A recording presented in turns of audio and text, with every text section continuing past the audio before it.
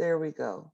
All right, so now that we are recording, remember I do have three more recordings on the YouTube channel. So just go to Professor Bogart Pediatric Nursing, and I put 4 recordings every week from my 4 classes.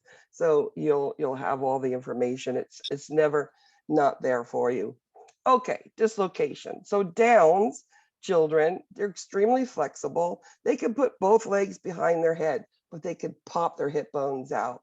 The problem when they pop it, it could stop blood flow from going into that hip, into that femoral head, and could cause some necrosis. So we need to be careful with that.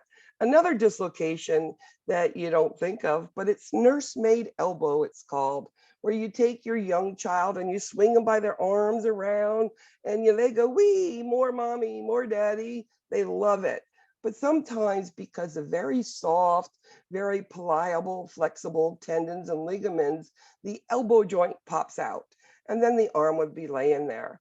Now, it's very easy to fix, by a trained professional. They go in, click, and it's done, and put them in a little sling, just to rest it, and just to make sure we don't do it over and over and over again. Sprains, I think, are worse than fractures. I've had, I don't even know how many sprains. I always was very active in sports. I had 6 brothers. I had to keep up with them.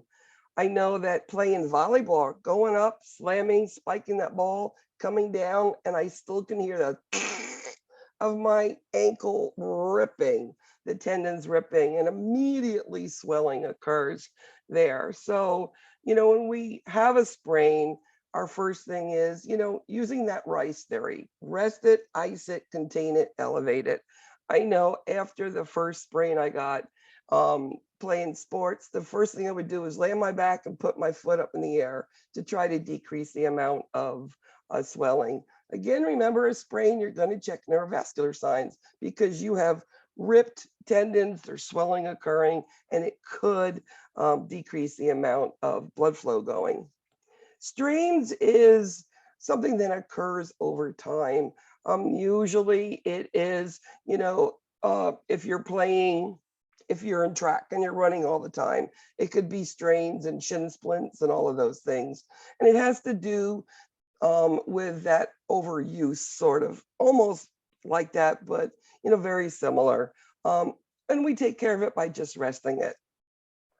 So I mentioned that when we get a soft tissue injury, you have a strain, you have a sprain, elevate it, rest it immediately, ice it. And remember that icing does cause vasoconstriction of the vessels. So you're decreasing blood supply. So let that ice be off a little bit. So 30 minutes maximum, let it be off, and then you could put it back on. So it's an off and on icing. That little ACE bandage works good, keeping it compressed so that it doesn't swell as much as it could. And then, of course, elevating, which will help drain some of that, inflammation that's going on. There are times where we'll even put a cast on a sprain. Sprains are those, do you put a cast, don't you put a cast? Years ago, we just wrap it in an ACE and that was it. But they found out today that putting like a posterior splint, which is something on the back to hold that ankle and the foot in a position, wrapping with an ACE, or putting a cast on, actually aids in the healing, and it also helps with the pain of it. So fractures. Children, most common is putting the hands out when they fall, and you can have radial, ulnar, or bilateral on each side, and I've seen that. When these hoverboards came out a couple of Christmases ago, children were coming into the emergency room with bilateral wrist fractures, and both bones, both wrists, because of the way that they're going quick and the reflexes to put your hands out. Now, when you have an infant, a young infant who has a fracture, you really need to be careful with the investigation of it. It could be an abuse. Now I'm going to tell you a horrible story, but it's something that I want you to learn from. 3-month-old little infant in mother's arms, mom's crying, comes into the emergency room, complaining of some swelling behind the ear. and some discoloration.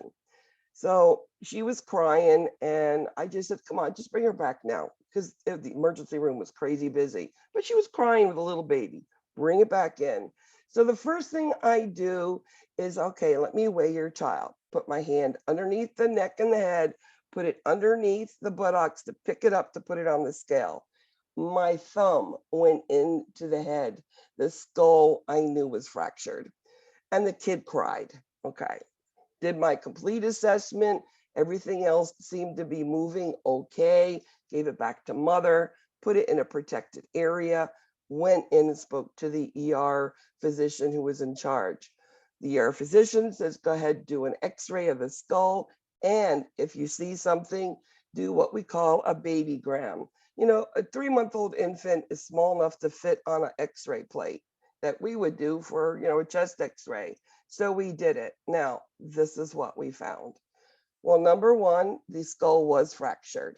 Then we found an older, now the kid's 3 months old, older fracture of the humerus healing, older fractured rib that were healing, and a fractured femur. So immediately we called in authorities, we called in DCF, because at this point, you're going to say, but you want to kick and scream this mother and you want to yell at her and all of that. No, as a nurse, hardest thing you ever have to do is just look at all the information, hold your tongue. Your job is to protect the child. So this is what I did. We got all of the protective people in there to make an investigation. Now, one of my friends that I knew was a lieutenant in charge of the child abuse squad. So I got to follow the whole story, found out what exactly had happened. Now, this infant had a twin. So we got the twin from home, brought it in, same injuries. Doesn't stop there. They had a 2.5-year-old, I believe, little boy, brought him in, and he was walking around on a fractured femur. So what happened? Well, our job is to keep these children safe until we figure out what's happening and who's doing this to these children. So we admitted all 3 into the hospital, and they did an investigation. What they found out, it was the father who had lost his job. Mother had to work 3 or 4 different jobs in order to make ends meet, and the father was giving a bath, and the kids were crying and they wouldn't shut up.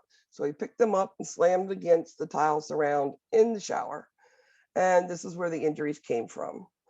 It is so hard to take care of these sort of things. But again, these children, the end story was the father went to jail. The children are safe, and that's all that matters. But it was something I will never, ever forget as long as I live, that poor little boy, with these fractures. Now, there's all different sort of fractures. Basically, there's those that are fractured inside the skin and it's not open. And then you have what we call an open compound fracture. And this is when the bone comes out of the skin. The thing with that is you've entered contaminants into the bone, and you will have an osteomyelitis if we do not treat it with antibiotics. So it's a complex fracture to work with. And sometimes we put like a little hole in the cast to monitor the wound and of course do wound care. There are complicated, there's bone fractures, all different sort of things, comminuted when it's just all of the tissue is all inflamed and little pieces are around. But basically one's open and one's closed. Now, one of the most concerning fractures in children, excuse me, is what we call an epiphyseal plate or growth plate fracture. And this is where your bones grow. So as a child gets taller, it is those bones, that growth plate, the epiphyseal plate, which gets bigger.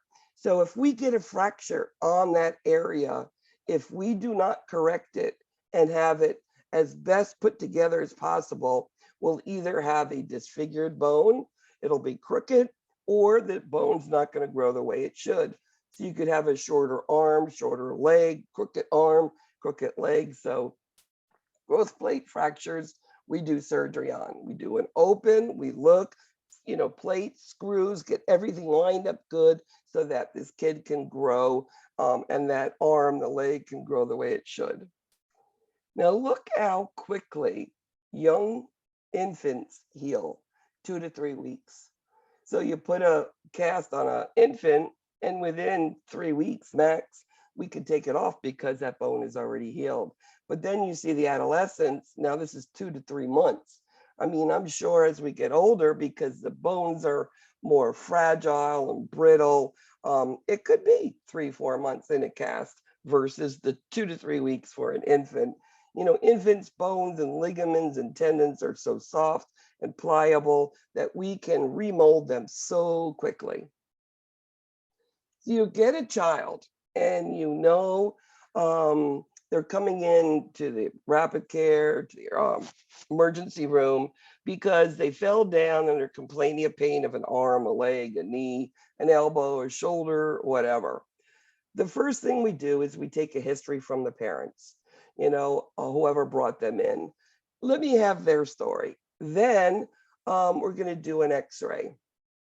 At some point during this visit, somehow very non-threatening, ask the child, how did they fall?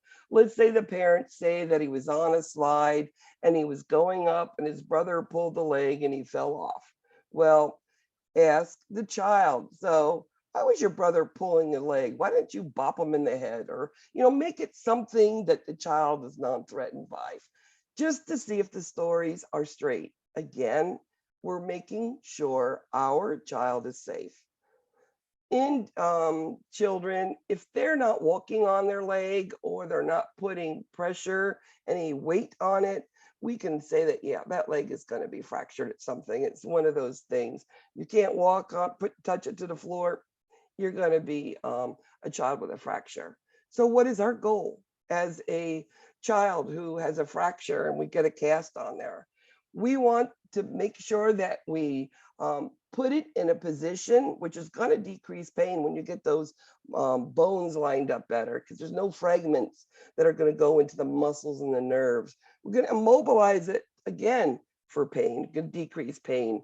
Make sure that when it heals, we've got function and we don't have a deformity. So when you put a cast on a child, these are the things that we're going to be looking for. Now, you see this big black arm. Yes, that's an extreme. But what I want you to know is you can have necrotic tissue underneath a cast if you are not going to be checking the 6 Ps the way you should. So is there pain? Is it increasing? Is it more than when you started? It shouldn't. Once you get the cast on and you elevate it and ice it, you should see decreasing pain, not increasing. Because with pain, you probably see there's swelling in there too. What's the color? Is it pink? Do we have a pulse if we can feel a pulse? Is it numb? Can you move it or not? All of those things, if they're, pale, you can't have a pulse and it's getting numb, it's telling you that these cast is too tight, you're occluding blood supply, and we need to go either remove the cast or put windows on it so that we can have, which is little holes or little cuts to get blood supply. Children casting is actually a lot of fun. And this is a distraction method that I use when I get a child who's scared. They've got a broken bone and they're scared of what we're going to do. And I ask them, so what color cast do you want? Now, in adult ERs, there's a white cast. But I know our pediatric hospital here in South Florida, you can pick a color. Many children will pick, like boys will check the team colors, whether it's Miami Dolphins or Miami Heat, or maybe they like another team. Maybe it is the Yankees or, the Cubs or whatever, but we have red and blue and light pink and dark pink. So now the child's focus is on what color cast do I want? Another thing we do, and it looks like this kid is in a spica, which means she might have repeated casts. we put it on the little doll too, to make her not feel, as bad about herself. It makes it more fun, which remember, we play with kids, so play with the cast. Cast management, you've done a discussion question on it about not putting things inside, no itching, no hangers, maybe a cool hair dryer. But our goal with cast is to keep them dry and keep things out of it. In South Florida, I still remember this one young boy who fractured his wrist, and 3 times he went home and jumped in the pool. The mother was a little bit angry by the second time. The third time, she was just out of her mind, because it takes time to get a kid ready, go to the ER, wait, get it changed, and come home. So keeping it dry, we give bags for them for baths and showers, and give the child that instruction too. But, children. Now, sometimes we don't put a cast on. Sometimes we need traction. So I was talking about that picture up front, Buck's traction. Here's another picture of it where we can align bones. And we today do surgery on these femur fractures. We'll put rods right through it, but it may not be that day. It may be 2 days later, depending on the day of the week. We won't do them on a Saturday. Usually on a Sunday, where you have the better people there, more resources, and it's just better for the child all the way around. Now, why do we put this traction on? Why don't we just that leg lay there waiting to do that fractured femur, repair in the OR? Well, you've got 2 bones that these are separated, but the muscles pull them in.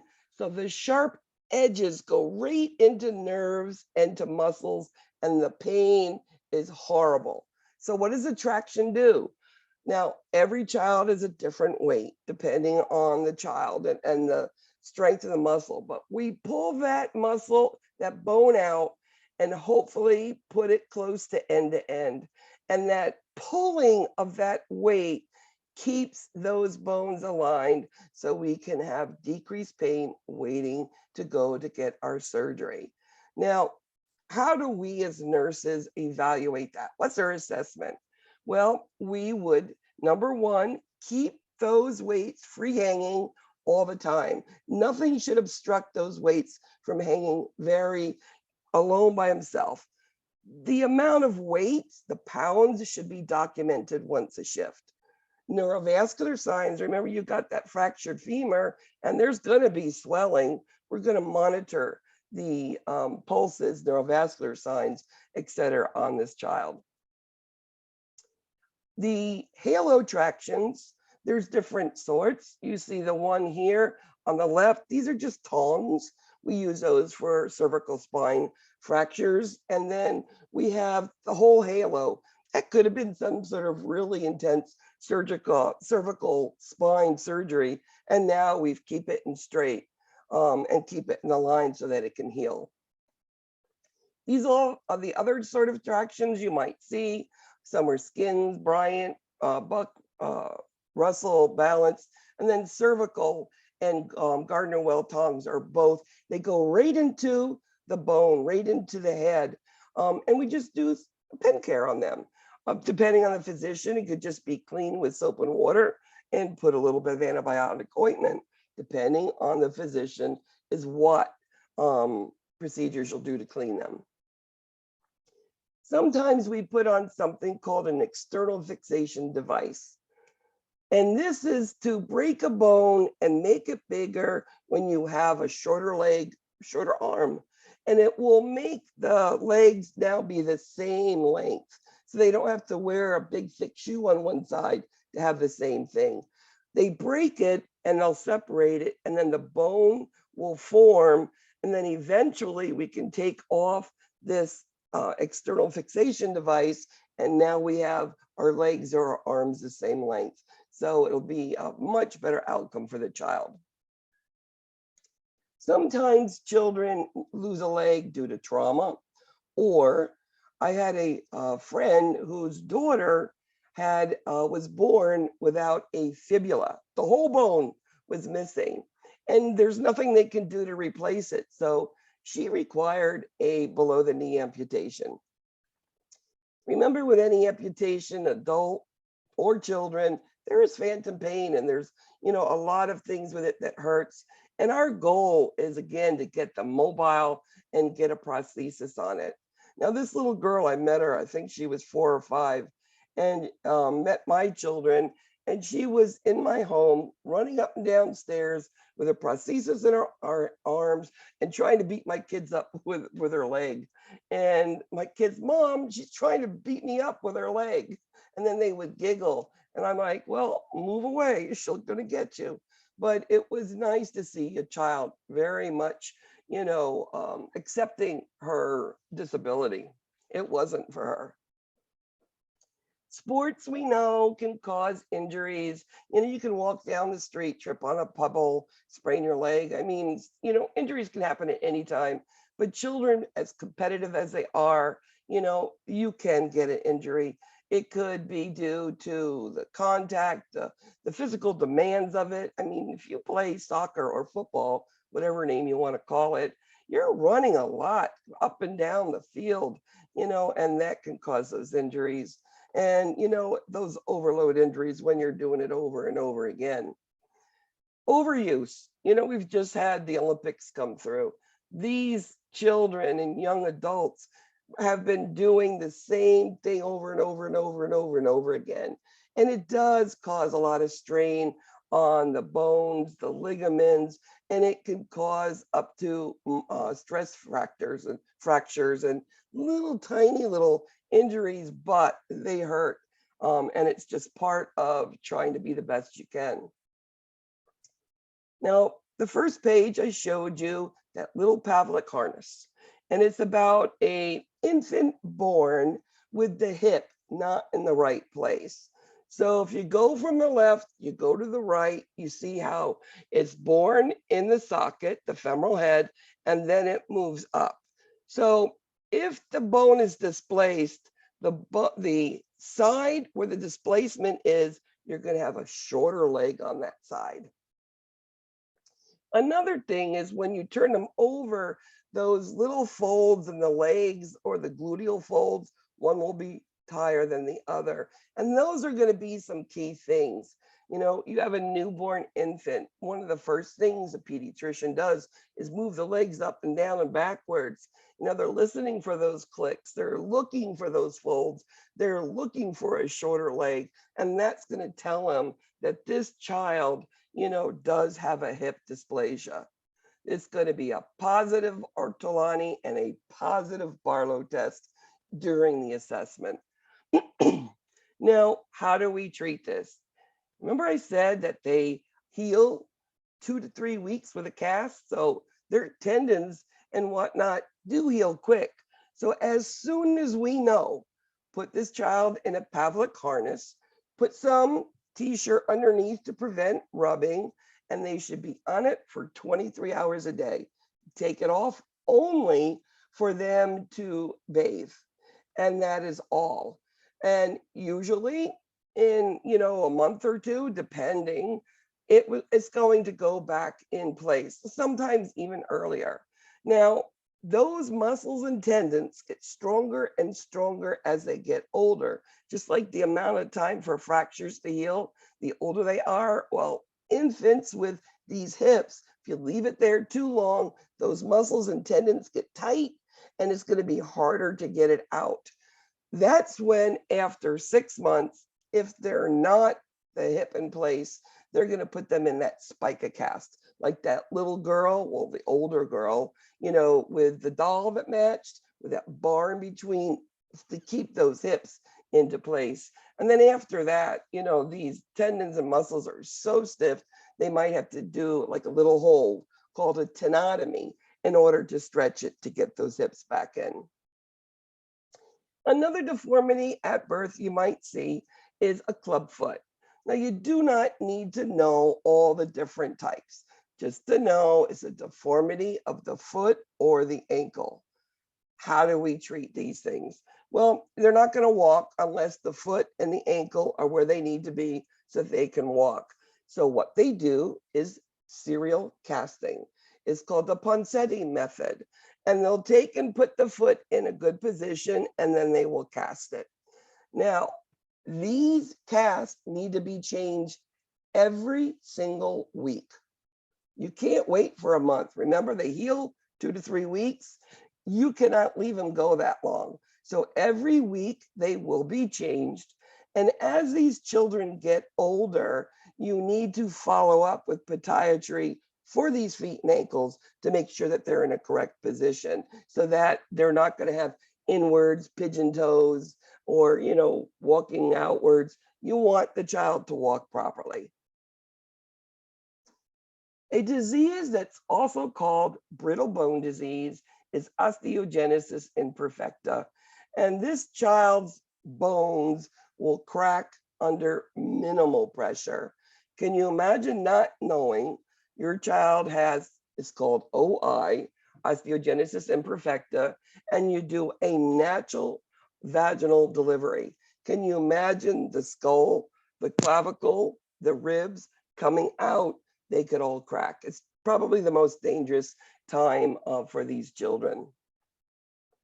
So there's no cure, but we're going to give IV biphosphonate therapy. They give vitamin D, they give calcium replacements, but it's just to give them a little extra, but it doesn't really help that much.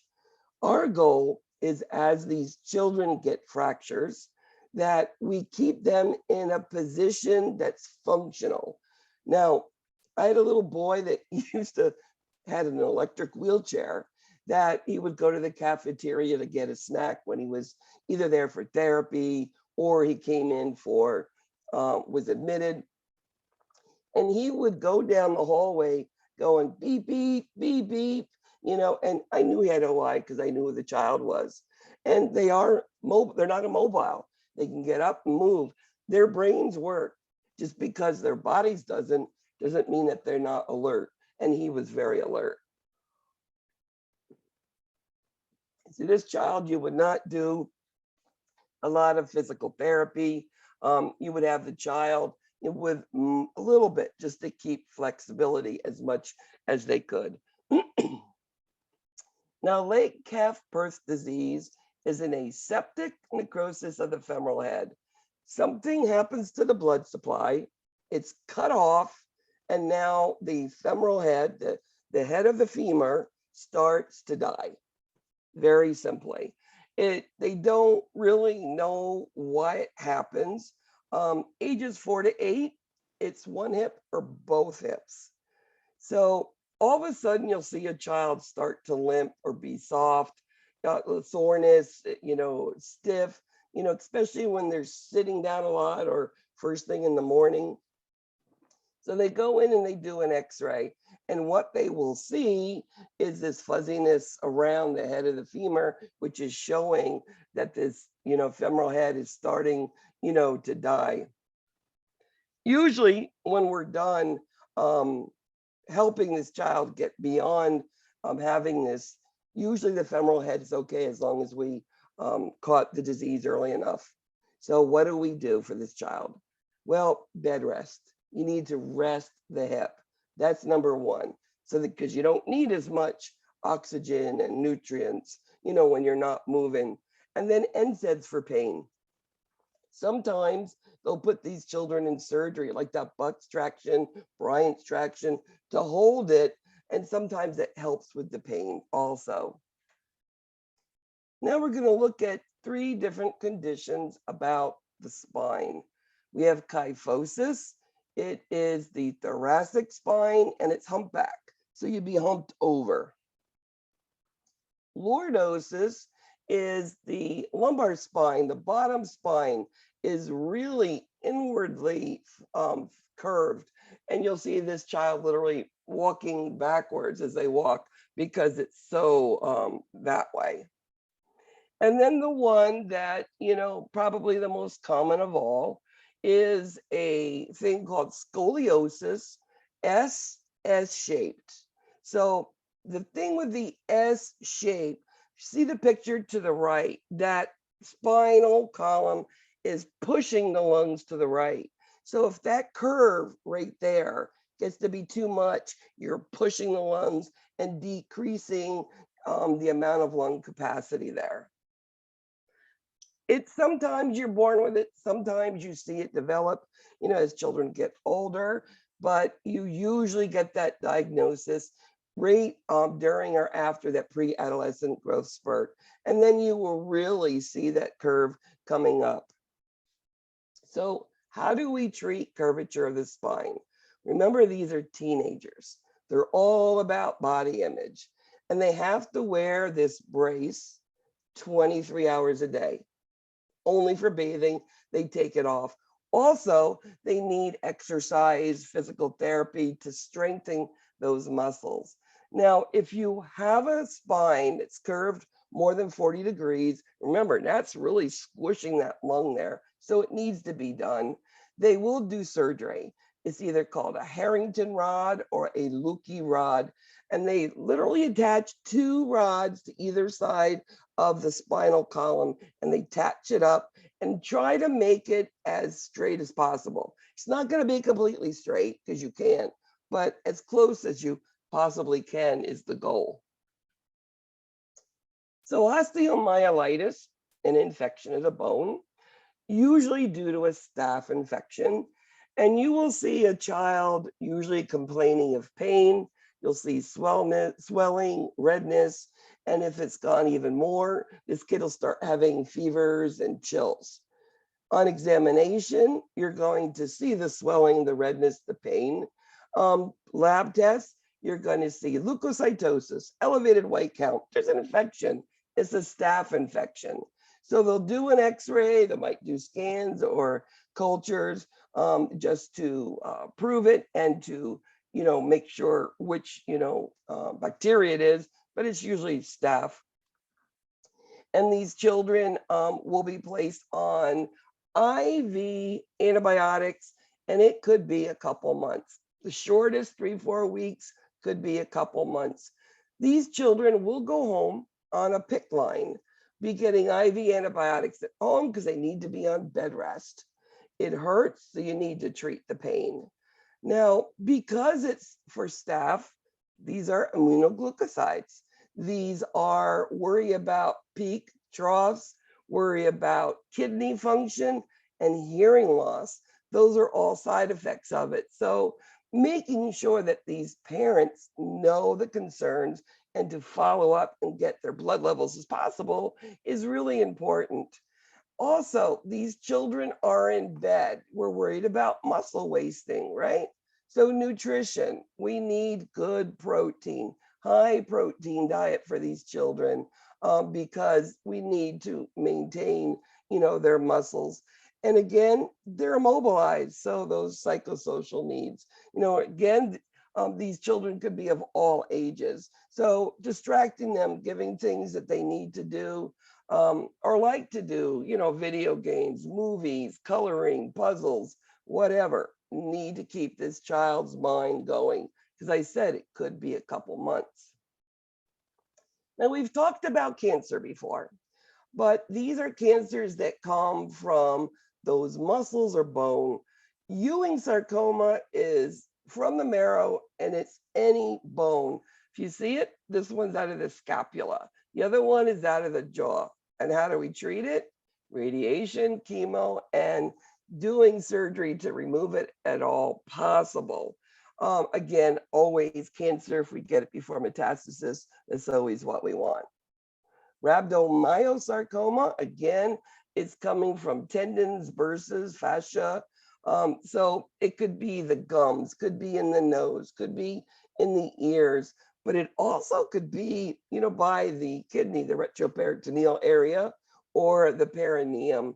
Again, how do we take care of this? It is extremely malignant. And many times it has already metastasized. But if we can, chemo, radiation, remove that tumor. And these children are on long-term chemo just to ensure that cancer is not going to come back. Another condition that can happen to children and adults is juvenile idiopathic arthritis, or JRA. They've just changed the name a couple of years back. And it's basically the body's immune system says, joints, I like you. Let me go trouble you and destroy you. So it affects the joints. We see it in young children, ages 1 to 3. These are children that will show up with a limp. These children will have stiffness on arising, like many other diseases. So you could see how it's going to be very hard to be able to diagnose these children. One of the symptoms is uveitis, which is big red eyes. The only other condition I know that does that is Kawasaki disease, big red eyeballs. And that could be a really good telltale sign, but it's so hard to diagnose. You know, I have rheumatoid arthritis. It took me 10 years to get it diagnosed, and I'm still trying to find out what works with me the best. I've had 8 different tries of infusions, Embro, Humira, Cimzia. I could go on and on. Xeljanz, the pill, nothing works. Or I had horrible side effects from it. Now, it took that 10 years to diagnose it because there's not a test that says, Jing, you have arthritis. I've had positive, negative, positive, negative, positive, negative. And this is what happens to these children too. And it hurts, especially in the morning. So the diagnosis is hard. Well, hopefully it doesn't take these children 10 years and you have parents that are strong and keep fighting for diagnosis to treat their child. And our goal in rheumatoid arthritis is to preserve that function, you know, prevent those deformities and relieve the symptoms, which is pain, stiffness, and the swelling. We treat this with NSAIDs, anti-rheumatic drugs. Steroids is usually for those moments where you're flaring and having a lot of pain, more than normal. Methotrexate usually is a weekly thing. And then Humira, Enbrel, Cimzia. I'm on Remicade now. Let's see if that one works. So I'll let y'all know. How do we take care of it besides the medications? Physical therapy, occupational therapy. You know, I've got a pool in my backyard. I was in there first time this season for 2 hours. And let me tell you, it feels so good to be able to move, because in the pool, you don't realize what you're doing. And I was stretching the areas. And when I got out, some of the areas that hurt for the last week or two were a lot better than they were. So children, letting them know they need to get up, they need to move, they need to exercise. You need to take their little squeezy ball and squeeze it if it's in their hands. You know, it does help. These children are, why do I hurt all the time? Because it can be like that. So support the kid and support also the family who are watching this child suffer. Lupus, usually we find it in women, ages 10 to 19. You'll see it in the African American, Asian, and Hispanic children. There's some sort of familiar tendency there. And we don't know why the immune system says, hello, organs, let me come after you. I don't know why, and it hasn't been figured out yet. We know there are triggers. That 10 to 19 could be that time where they're going through, you know, getting into those hormones that are coming on and going through puberty. It could be a medicine they took the body didn't like, and it was an exposure, infection, stress. And the one thing I never realized, it was sunlight. I mean, I live in South Florida. I like to swim, so overexposure of sunlight isn't good, and sunscreen and decreasing the times is very important, or it could flare these children. We know that they have that little butterfly rash. I mean, you see the one here, you can see they're all different. Here's another one. They're all sort of rashes you see, but you have to put the other pictures of the puzzle pieces together. You have a child who is nausea, vomiting, diarrhea, pain. Well, you think maybe that's a GI problem, but then put it with a rash, then put in some joint pain, seizures, and then pleurisy, pericarditis, put the pieces together, and we come up where it's lupus. So our goal of our treatment is to, you know, prevent these flares. It requires a child to be very compliant with the medications ordered. These children are usually on steroids to help them, and let them know about too much sun is not good. So Kirsten is 10 years old, sustained a fracture in the epiphyseal plate of her right fibula when she fell out of a tree. When discussing this injury with her parents, the nurse should consider what? What is that epiphyseal plate? What did I tell you?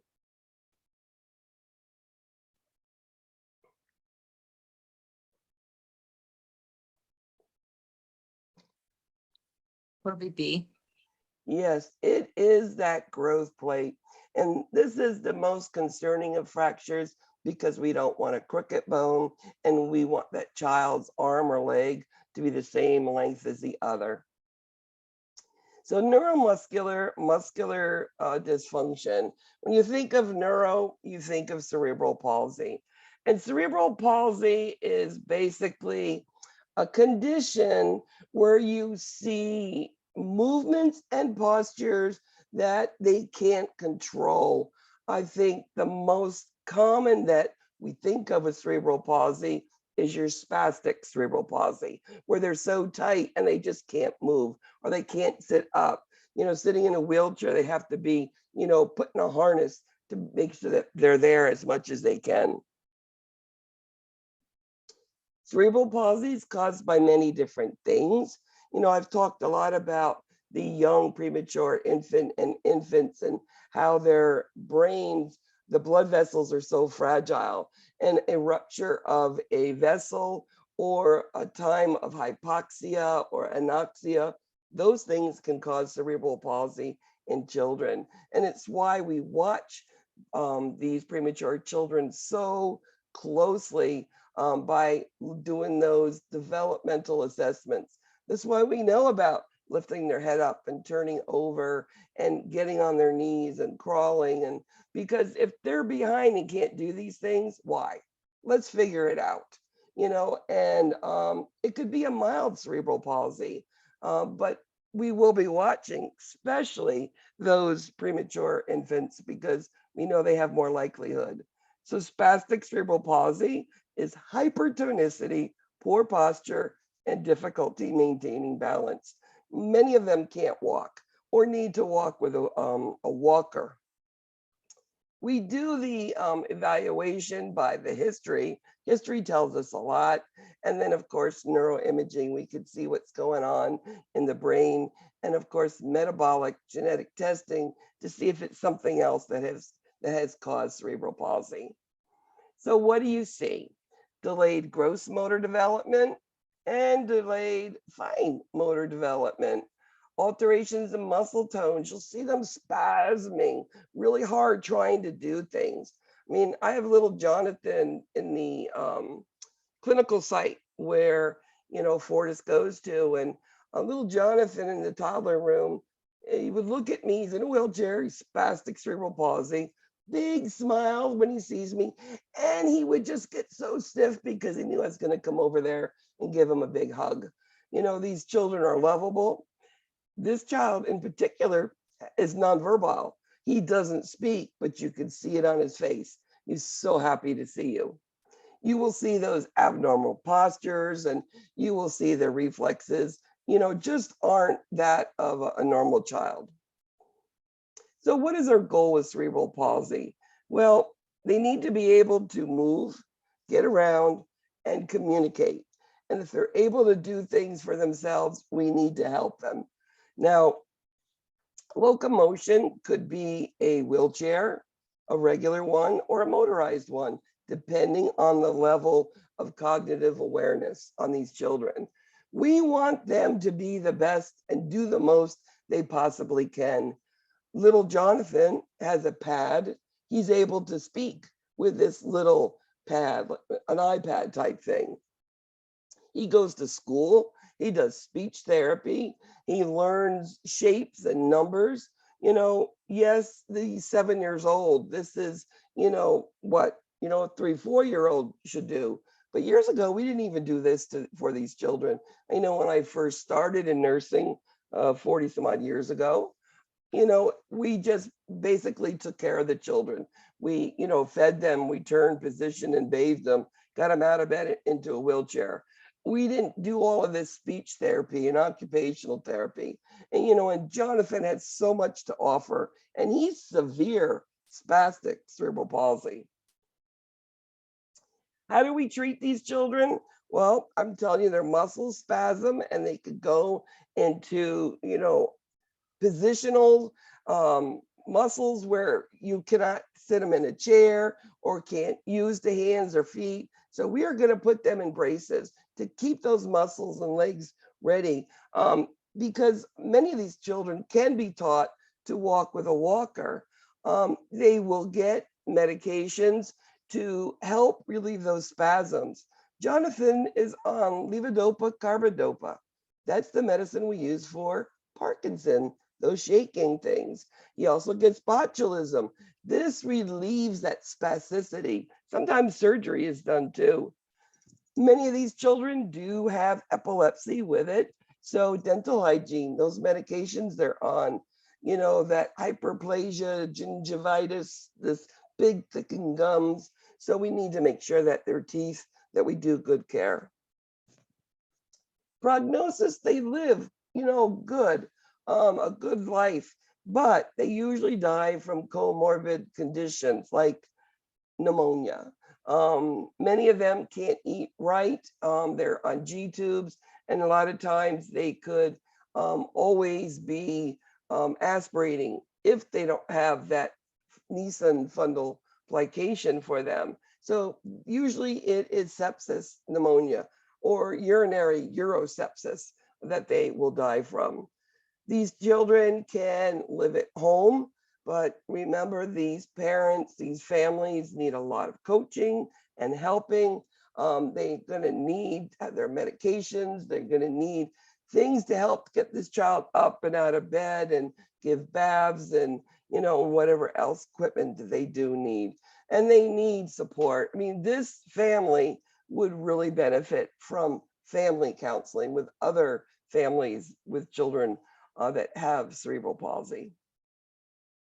Now, way back in pharmacology, you were taught about giving folic acid for neurotube deficits. And you learned neurotube deficits, but did you really understand what that meant? So neurotube deficits is the spinal column where it doesn't close. Now, if you look at that pink purple blob, that's meninges and spinal column and nerves which have been stretched that are up on the outside of the body. So you have nerve damage on the lower half of the body because of all that stretching and outpatching.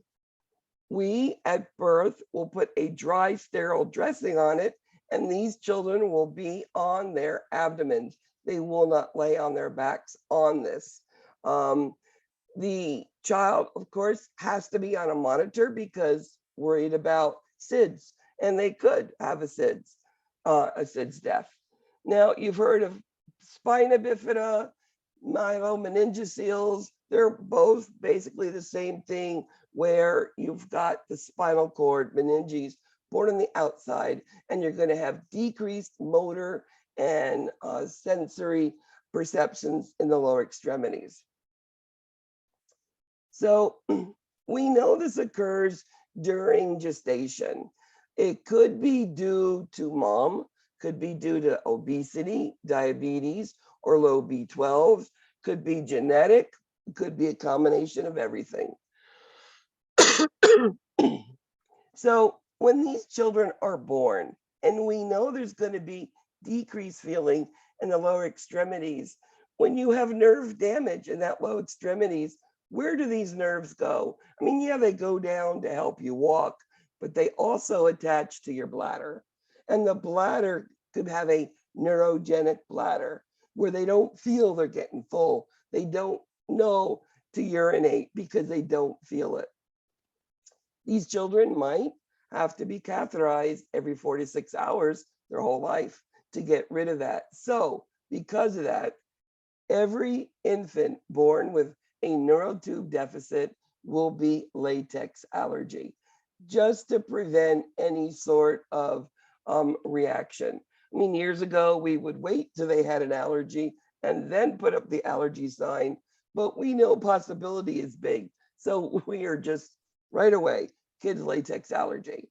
So some of our priority assessments, urinary assessment and bowel assessment. Are they constipated? Are they moving their bowels? You know, is their abdomen swollen? Are they full of urine? Do they need to be catheterized? You know, these children are usually very alert, oriented, and normal children. I had a little boy, Manuel Louis. He was in the room where I was working that night in newborn ICU. And I was the only nurse in the room, and a mother was crying over an infant. So I went up to her and I said, "Why are you crying?" And she goes, "You know, my baby, they don't know if he's going to make it." And he looked just like this picture right here. So I said, "Mom, you know, yes, your child is gorgeous and he's beautiful." And I says, "He's going to have, he's going to need extra help and care, but I can see that you're going to be a great mother." So the next thing I did, I said, "Sit down, you're going to hold your child." And she said, "No, no, no." I said, "Don't argue with me, I'm going to win. Sit down." So I wrapped the baby up nicely, and I told her how to hold the child. I sat right next to her, and she sat there and again fell in love with her little boy. 14 years later, this mother sees me down in the emergency room. I see this lady pointing to me. So the clerk says, "This mother wants to talk to you."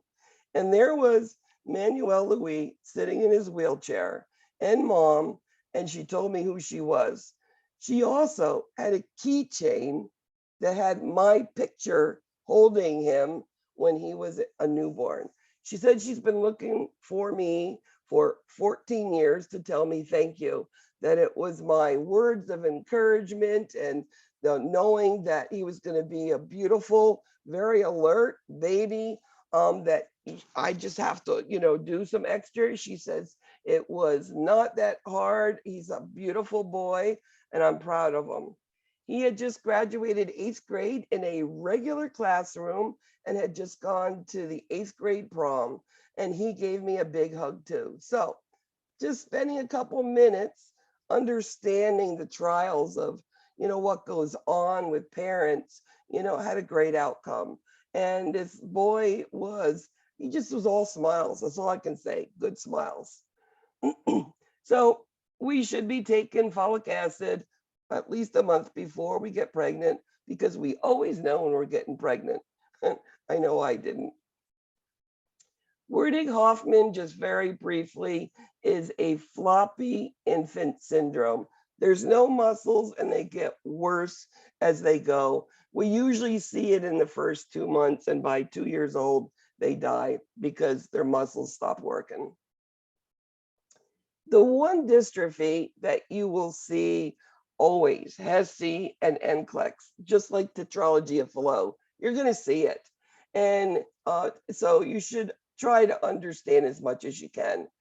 Basically, this is muscles that you are a boy, ages 3 to 7, and all of a sudden you're going to start to see shuffling feet, weakness, falling, things that the kid was fine moving around well. It comes from mom. It's the X gene that it's, you know, hereditary, that will cause it. And what happens is these children progressively waste their muscles. We try to do physical therapy and keep the muscles going as much as we can. They usually die in their teenagers. They are a little bit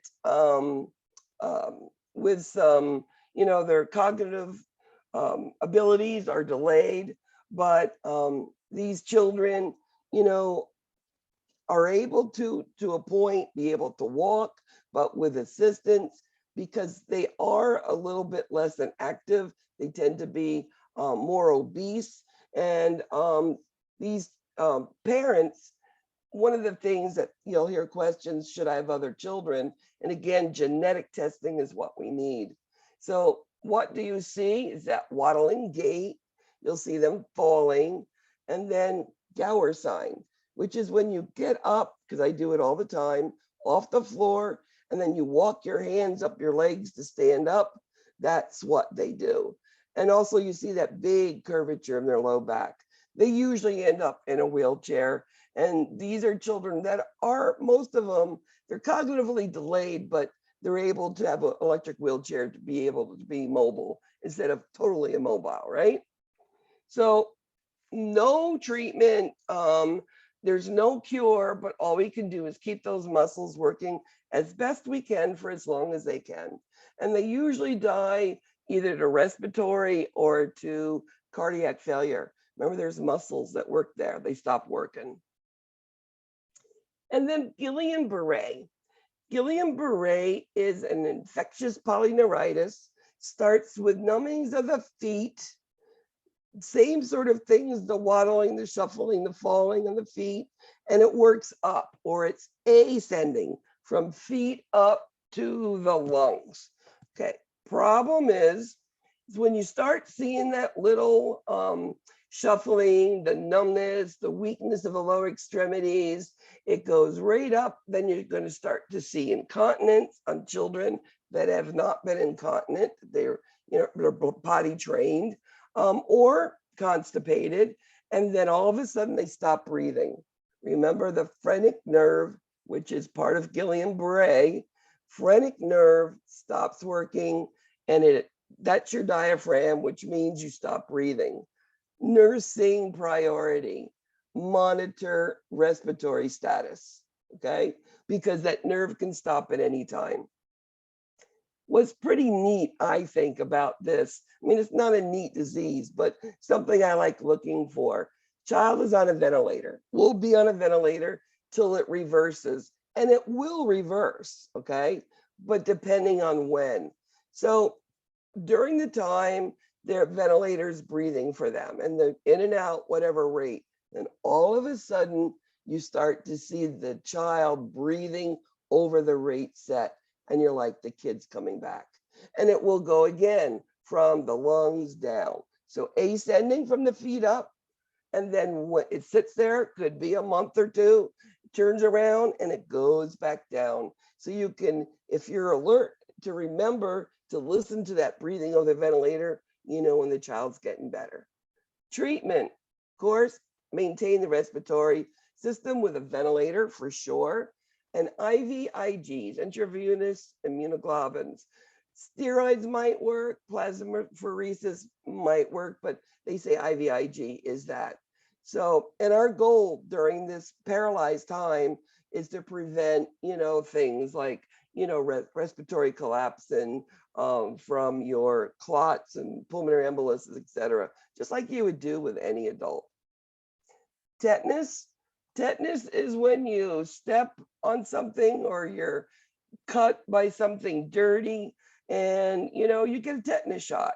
So we know a tetanus shot is given every 10 years. And if you've had some sort of cut, abrasion that the doctor might deem, you might get a booster. And today they're given the booster with TD, which is diphtheria. So it's tetanus and diphtheria they give together. Now, what happens with tetanus? Well, it's lockjaw. Well, think about taking your jaw and just tighten it up, okay? And then the whole muscles of the neck, everything's tight. It hurts. It swells, and then it starts going to your respiratory system, all swollen here, okay? And then your legs, your arm, you're just rigid everywhere. It is painful. So what do we do for this child? This child here is going to be placed on some sort of muscle relaxant. We usually put these children and give them medicine to paralyze them because that muscle tension is really, really stiff and it really hurts. Try to stiffen up your jaw real tight and leave it there for 10 seconds. It's extremely difficult. If this child can live to day 4, the child probably will live, but many of them don't. the children do die from tetanus. Treatment, clean the wound wherever it was, the foot, the hand, wherever.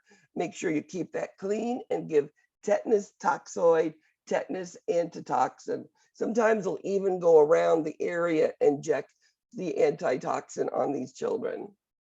So how do we treat them? ICU, they'll be on a ventilator. We'll be monitoring them, their fluids, electrolytes, giving tetanus immune globulins to help. And then, as I said, muscle relaxant sedatives, and they're saying pancuronium, whatever the muscle relaxant of choice is. Botulism. Now, there are cultures that believe if an infant is constipated, you give them a little honey or Kara syrup. Sounds very benign, right? Well, when was that honey was it sterilized? We don't know how clean it is. How long has it been on the shelf in your house or in the grocery store or before it was purchased? It could be carrying the botulism, bacteria.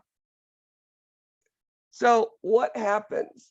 Now, infants, we start seeing them unable to swallow, and we'll see them vomiting, and you'll see their floppy legs and arms.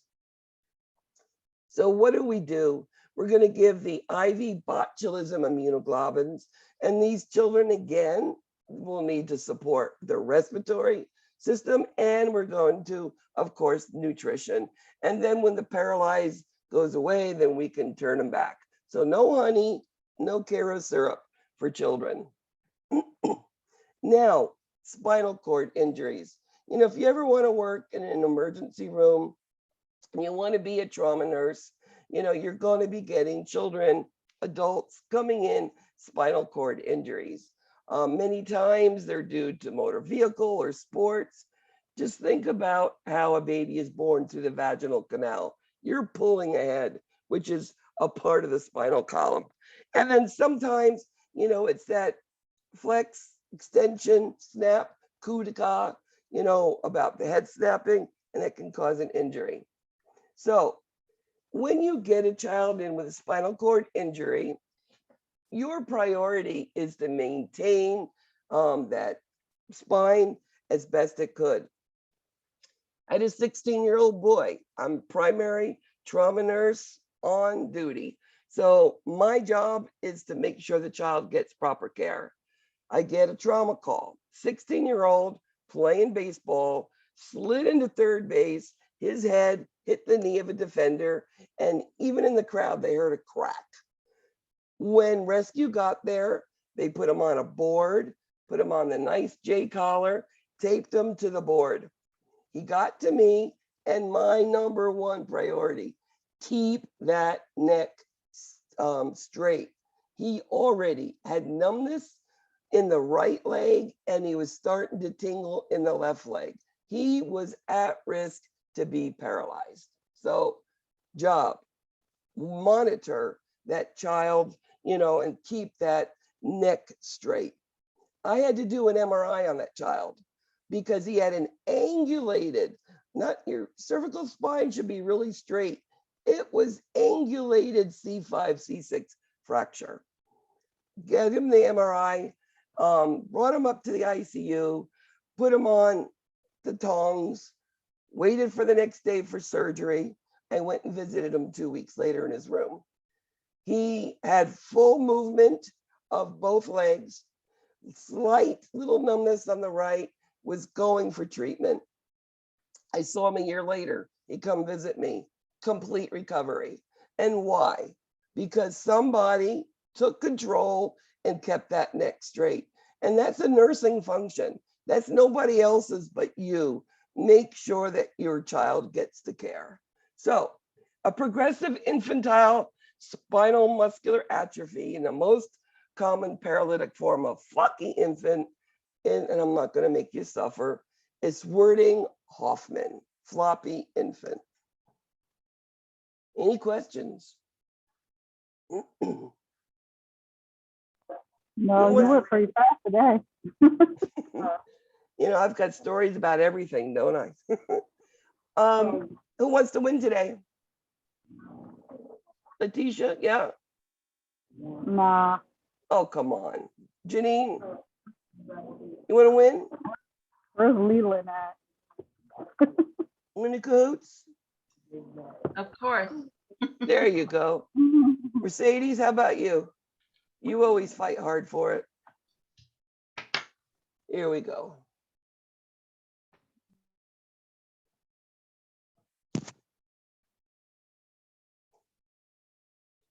So remember, next week is our exam. Come a little bit early so that we can get you all set up. There will be class afterwards. I just want to figure out what I'm going to do for you that I think's the best. Maybe I'm going to do a little bit of a HESI review. How does that sound? I have two different types. My cahoots, that'll be different, and then I'll do something else for class time. So you'll get review. HESI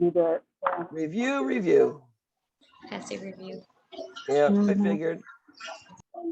All right, I'll get it ready for you. You know us so well. Thank you. Oh, I got the class.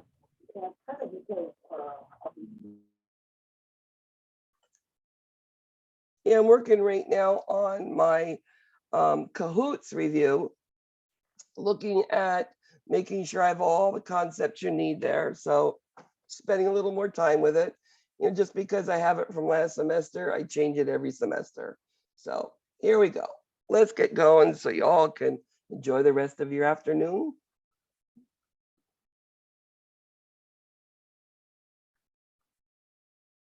I'll multi-select. What is the priority for a nurse to assess following a CAST application?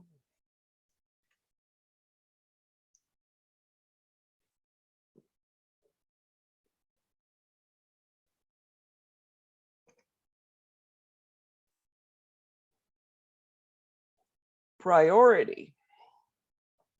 So everything, we want to check the pulses. We want to make sure it's moving. How is the pain? And of course, sensation. Is it numb? Very important things. What should the nurse monitor after a soft tissue injury? You get a big bruise. What do you need to look at?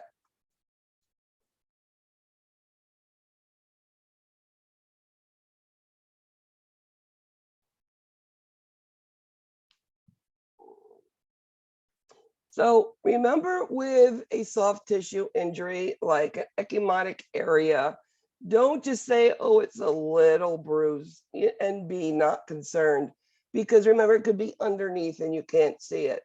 Neurovascular signs, make sure that there is blood going and that they're moving it and you feel pulses. Very important in any soft tissue injury.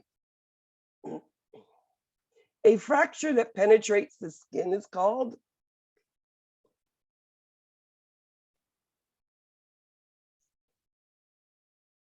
I mean, we have many fractures that fracture and splinter bones in so many ways.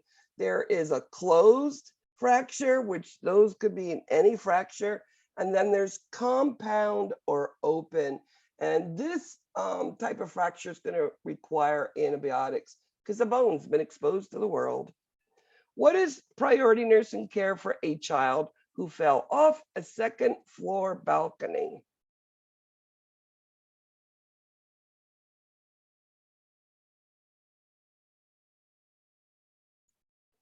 So again, watch that spine. I mean, we are going to check vital signs, don't get me wrong. But if you have a child who becomes paralyzed, you know, that also can affect the respiratory system of the child. But make sure, keep that spine straight. You know, when you get children like that 16-year-old coming back and hugging you, you'll understand. Principles of managing soft tissue injuries include what? I got a sprain. What do you want to do for me?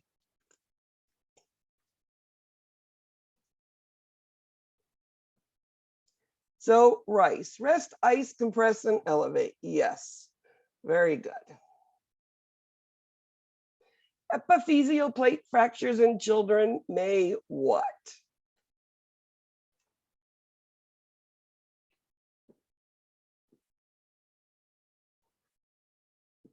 Epiphyseal plate is the growth plate. So you're just going to worry about the growth of the bone and, of course, deformities. What findings for a patient in skeletal traction indicates peripheral neurovascular impairment?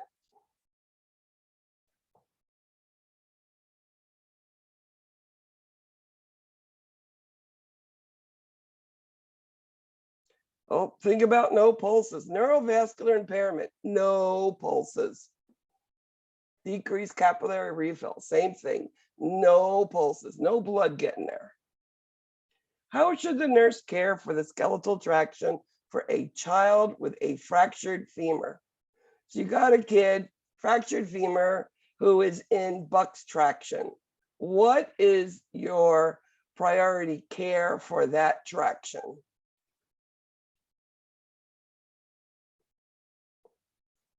And your priority is make sure that weights are free flowing, no obstructions, keep that tension there, because if the weight comes off, the bones are going to dislodge again and create muscle spasms and severe pain.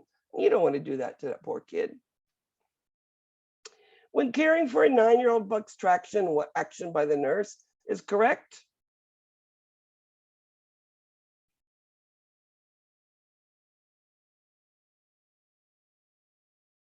What did I tell you Buck's traction is usually used for? And it's your fractured femur. So what are you going to be checking for? It's one of your assessments, and that is capillary refill of the leg because of the swelling. We want to make sure there's blood supply going there. A multi-select. Which assessment indicates an infant has developmental dysplasia of the hip? Pediatrician is moving those legs up and down and outwards again.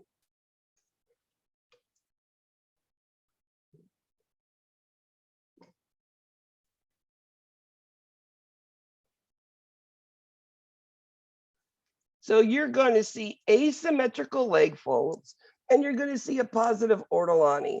Positive Moro means a startle reflex, basically. And Babinski is just, the bottom of the feet, just like adults. It has nothing to do with a hip. Which statement by parents indicates more teaching is needed regarding their 2-month-old infant with club feet? Well, how did I tell you to treat club feet?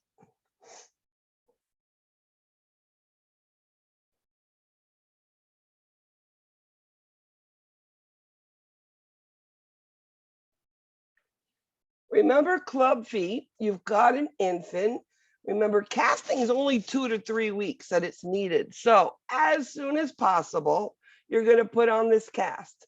And because they heal quickly, we go and come in for casting every single week.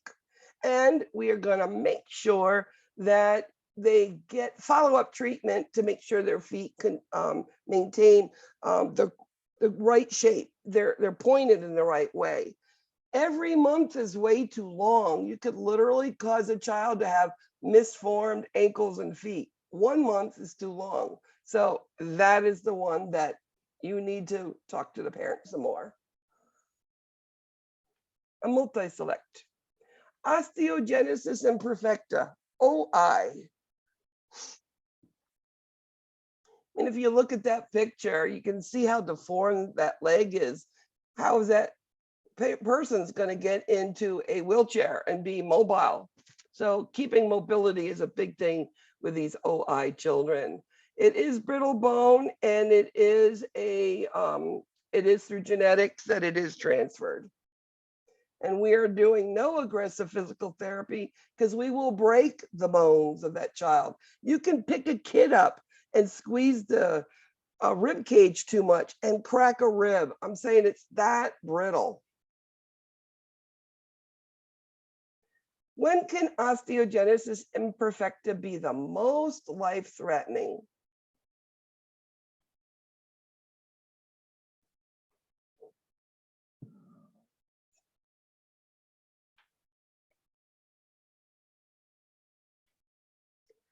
So when a baby is born, he's squished through the canal if we don't know that he has osteogenesis imperfecta. Also, even a cesarean section, there is some movement and motion and squeezing that have to be done. So birth and right before birth is probably the most threatening time for these children. What is pathologic cause of leg calf birth disease?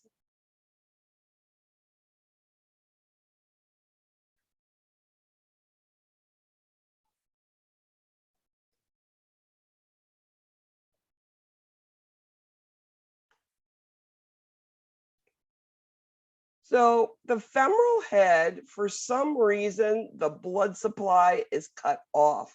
No blood supply, there's going to be necrosis. So it's an ischemic aseptic necrosis of the femoral head. Treatment, NSAIDs, bed rest, and maybe some traction for pain. Kyphosis, which one is that?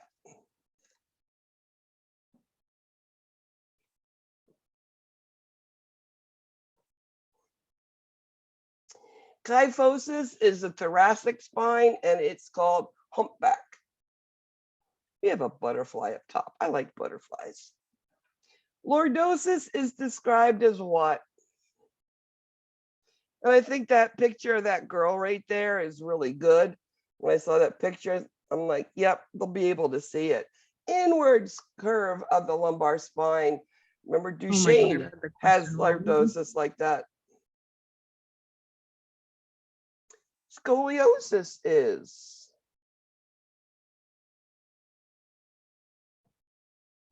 Remember S, scoliosis. And it's that S-shaped curvature of the spine.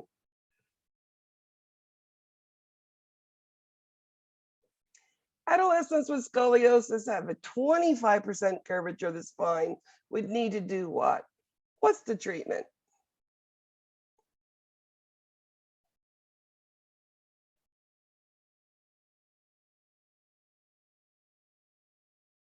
So what do we do for scoliosis that have the lower percentages of that curvature, which means it's really not impeding and squishing that lung that much? Brace 23 hours a day. Make sure you put a shirt on underneath for the sweating of it, and make one of those braces that are cute and funny with pictures, or maybe draw on it, because of body image. These children, adolescents this age, they're worried about body image. And of course, exercise, get those muscles strong. So braces and exercise. What is osteomyelitis?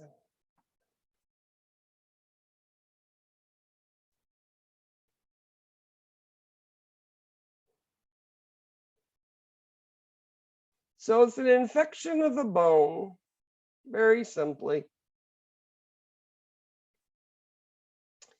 Juvenile rheumatoid arthritis, JIA, JRA, what is that?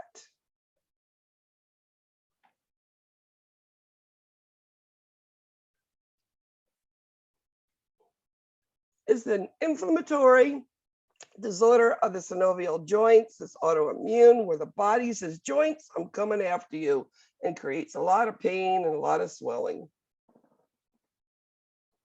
Goals for juvenile idiopathic arthritis includes what?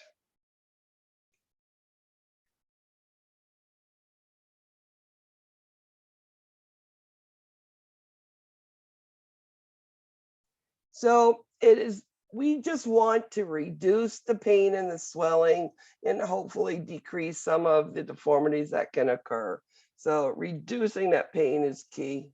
NSAIDs is used quite good. Systemic lupus erythematosus is.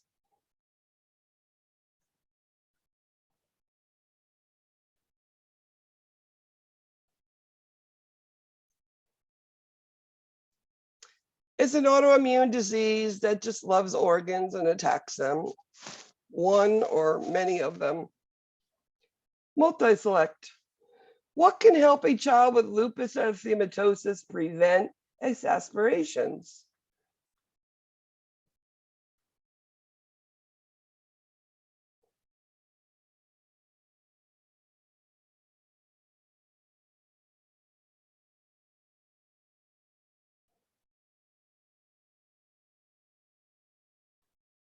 So we know stress is always a part of it, that we can try to decrease it. But wearing sunscreen, decreasing exposure to sunlight. And this is one of those like an endocarditis type thing, valve thing, prophylactic antibiotics and steroids before extractions or a bigger dose of it to help it. It's nothing to do with diet. What organs can lupus affect?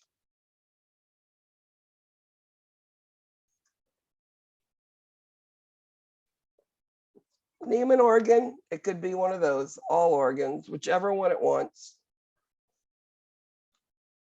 What is cerebral palsy?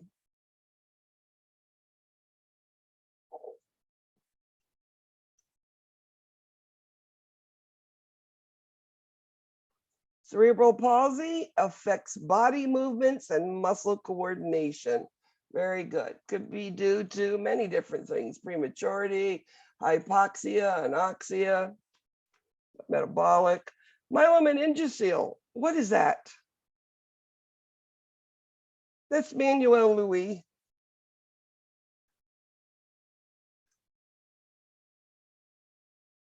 It's nice to be remembered as a nurse, something you did 14 years ago. It is a hernia, outpatching of the spinal cord and the meninges, and it comes up out of the skin at that area, the lumbar area.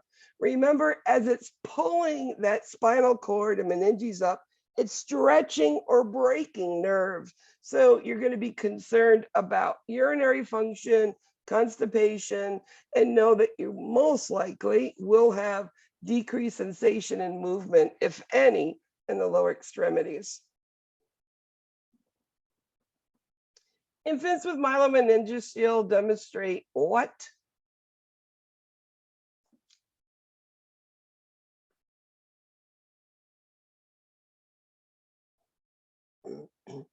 Motor and sensory. Absolutely. There's nerves have been stretched, been broken. Due to the decreased motor and sensations of the lower extremities, what must the nurse monitor closely in an infant with a myelomeningocele?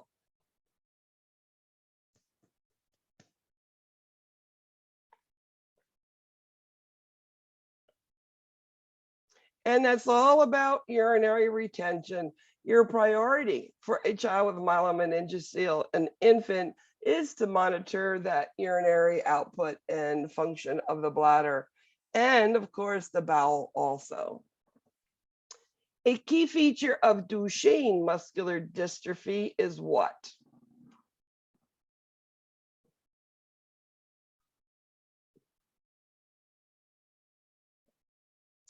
And muscular dystrophy is a progressive muscle wasting. We usually start to see it started with that shuffling of the feet and falling, and that's usually starts at diagnosis.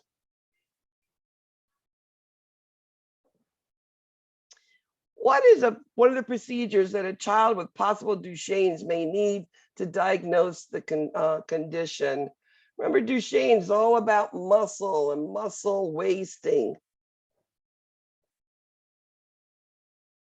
And it's called an EMG, an electromyography. Now, what they do, like that picture was, is they put either little tiny needles or they put those little patches and they shoot an electrical current to that area and you watch the muscle spasm. Let me warn you, I've had it done. It hurts. So pre-medicate this child or be prepared when they come back. They're going to need something, for it. In fact, when you hear that it hurts, this is a Duchenne for sure. How is Duchenne muscular dystrophy inherited? Where does it come from?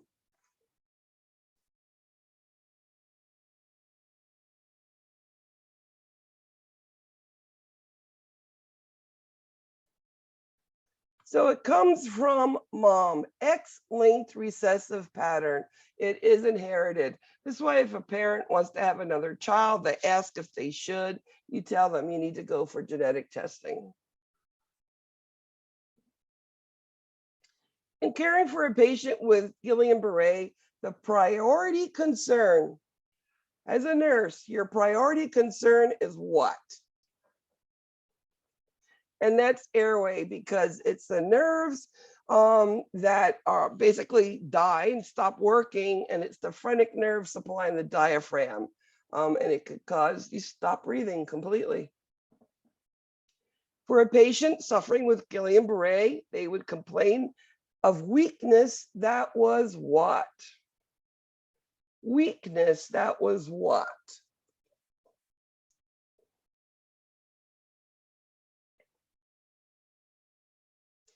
And it's ascending, which means it goes from the feet and works up. And then when it returns, you start seeing the patient breathing a breath over the ventilator rate, then it goes back down, descending. So ascending, feet up, and then it goes back down, when the child starts to recover from it.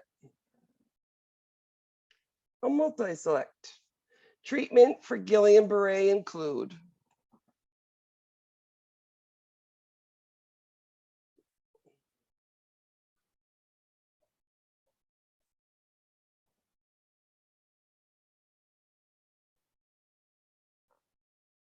remember, Guillain-Barré is usually from a viral infection.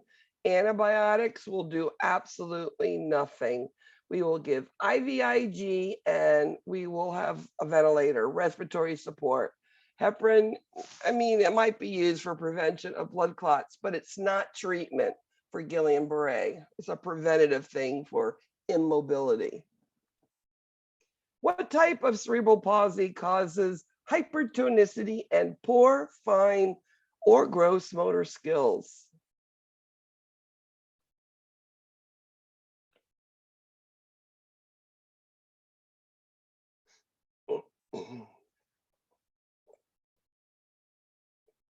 And that is spastic. Just think of the hypertonicity. Spastic means you're really, really tense and unable to make your body do what you want it to do. That was my little Jonathan. What priority action should a nurse take to a patient with a suspected spinal cord injury? What's your priority? Mobilization of spine. Good job. I think I got the point across. Good job. You should get a tetanus shot every how many years? Or a booster if there is an injury of a sort. And it's every 10 years. Couple years, 10 years ago, it was every 5. It is now every 10 years with a booster if you need it. Which is a symptom of tetanus?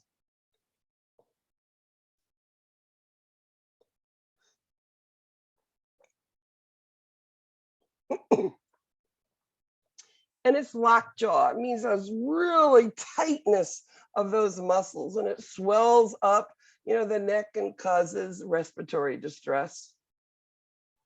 Last question. Most common cause of spinal cord injuries are what?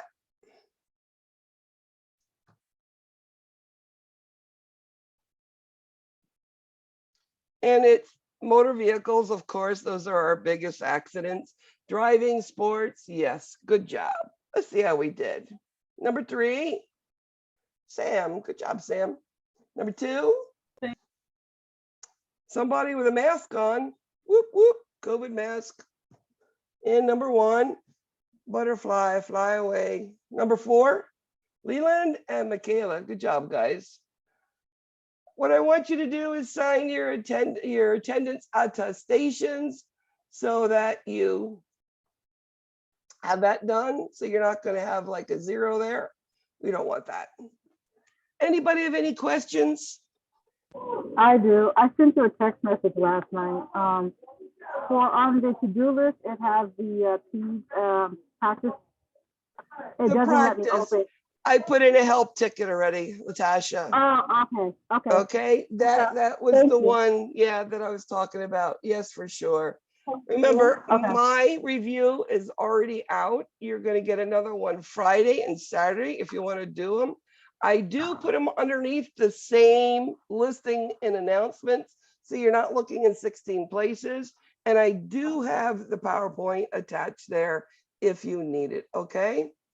All right, Any- thank you. No, you're welcome, and I'll come prepared for a HESI review next week for you, okay? If you're gonna call, because you said you put the help desk out, so are you gonna give an extension on getting it done? Of course, Okay, thank you. absolutely. If you can't get to it, yeah, I've got to do something for you.